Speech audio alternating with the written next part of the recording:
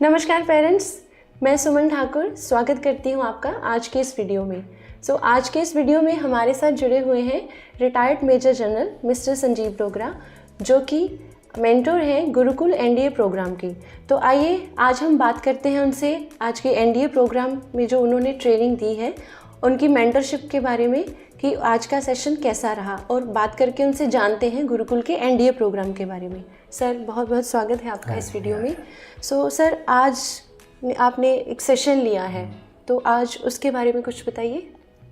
Actually ये जो session stand alone session नहीं है जी। ये एक प्लान्ड सिलेबस है इनका, उसके हिसाब से आज का सेशन चला है। जो हमारा एम है यहाँ पे एनडीए के जो एस्पायरेंट्स हैं उनको ट्रेन करने के लिए रिटन एग्ज़ाम के लिए भी और एसएसबी के लिए भी जी। तो रिटन एग्ज़ाम की ट्रेनिंग तो शाम को हमारी क्लासेस होती हैं, उसमें होती है जी। जो एसएसबी की ट्रेनिंग है हमारे पास टाइम है, तो उसके लिए हम क्या कर रहे हैं कि हम इनकी पर्सनैलिटी को डेवलप कर रहे हैं इस समय।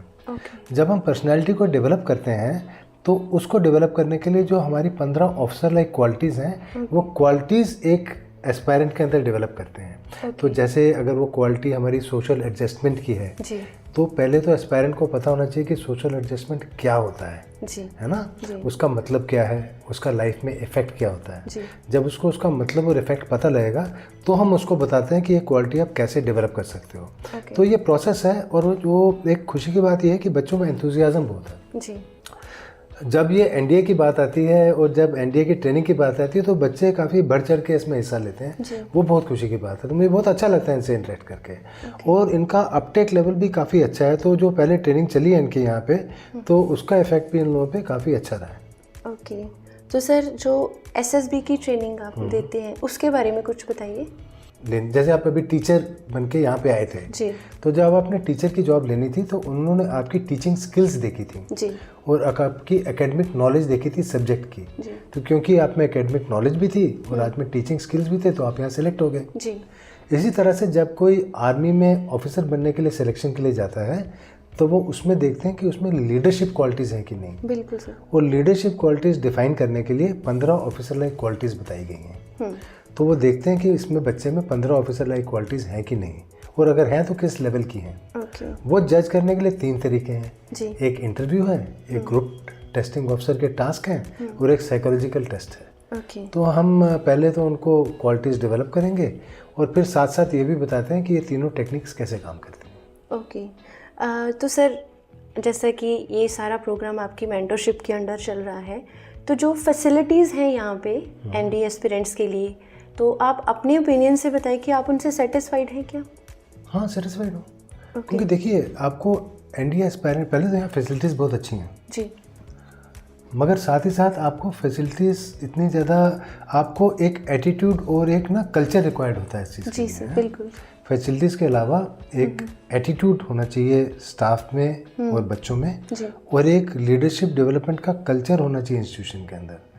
तो फैसिलिटीज़ तो वहीं हैं, मगर यहाँ पे जो एटीट्यूड और कल्चर है वो भी डेवलप्ड है।